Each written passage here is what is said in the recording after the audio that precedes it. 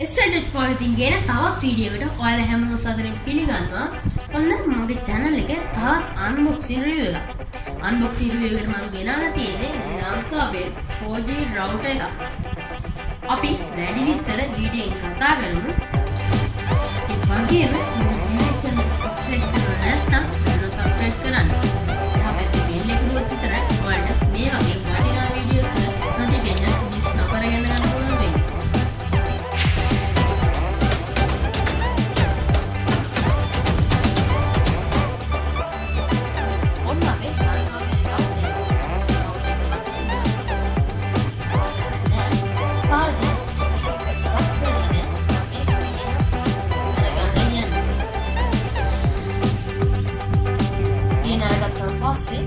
අවශ්‍ය පාස්වර්ඩ් ගන්න පුළුවන්. පළවෙනිම මේ රවුටර් එක බලගන්න පුළුවන්.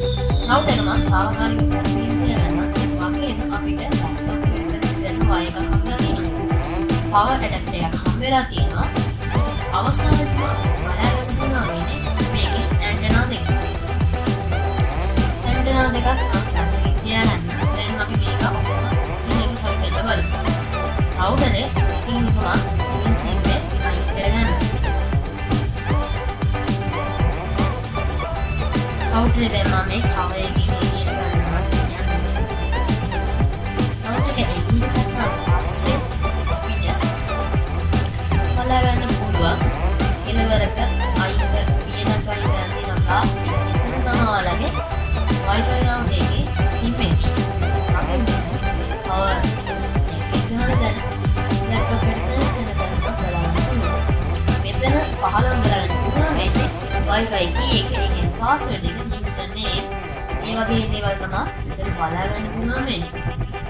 මෙතනත් අපිට වල්සලි පත්වේ ටිකක් බලා ගන්න පුළුවන්. උඩම power off on කරන බටන් එකක් තියෙනවා. එහා පැත්තේ WPC එකක් තියෙනවා. ඒ කියන්නේ password එක අපිට මේකේ reset කරගන්න පුළුවන්. දැන් මෙතන කළු පාට plastic cover එකක් තියෙනවා. මේ plastic cover එක තමයි අයින් කරන්න යන්නේ. ටිකක් අමාරුයි මේක ගොඩක් හොඳට ෆිට වෙලා තියෙන්නේ. ගොඩක් මහන්සියක් වෙලා තමයි මේක ගලවන්න පුළුවන් වෙන්නේ. ප්ලාස්ටික් එක ඉවත් කරාට පස්සේ ඔයාලට ඇන්ටනා දෙක සවි කරන ජැක් දෙක බලා ගන්න පුළුවන්. මම දැන් ඒක ඇන්ටනා කරගෙන මෙතෙන් සවි කරන්න යන්නේ. ඒක උඩ තියලා කරකවුවාම අපිට ඇන්ටනා දෙක ශක්තිමත්ව සවි කරගන්න පුළුවන්. මේ ඇන්ටනාව එහාට මෙහාට නමන්න පුළුවන්. අනිත් පැත්තට මම මේක නවා ගන්නවා. ඒ වගේම අනිත් ඇන්ටනාව ඒ විදිහටම සවි කරගන්නවා.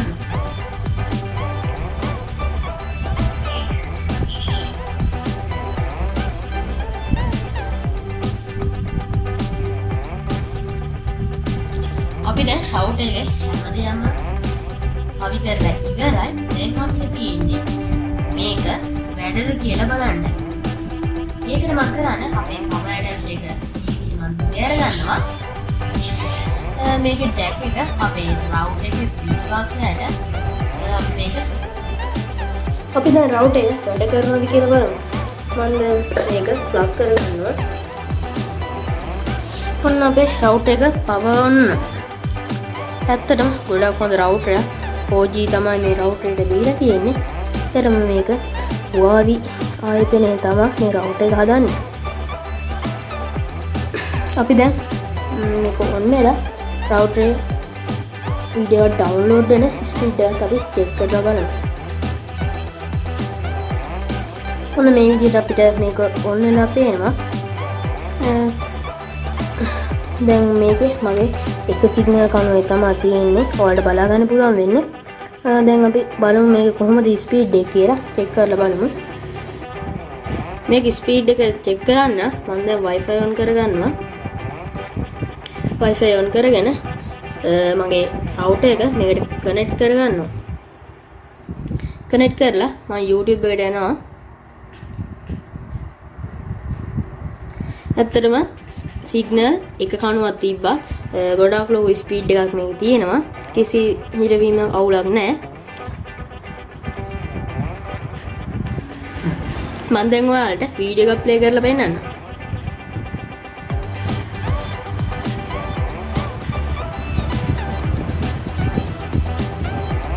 ඇත්තටම වීඩියෝ එක ප්ලේ වෙද්දී කිසිම අවුලක් නැහැ.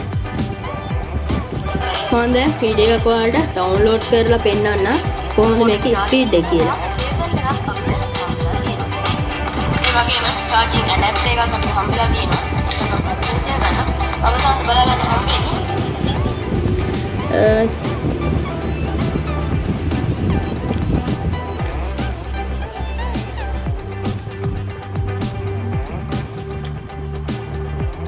ඔයාලට බලා ගන්න පුළුවන් දැන්.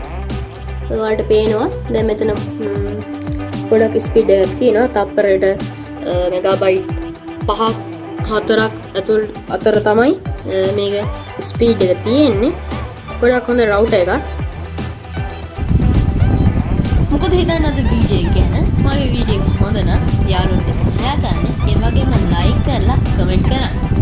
ඇත්තටම මේ රවුටර් එක ඔයාලගේ ටවර් එකක් තියෙන ටවුන් එක තියෙනවා නම් එතන ඉඳලා කිලෝමීටර් 5ක් අනිවාර්යෙන් සිග්නල් කවරේජ් එක තියෙනවා.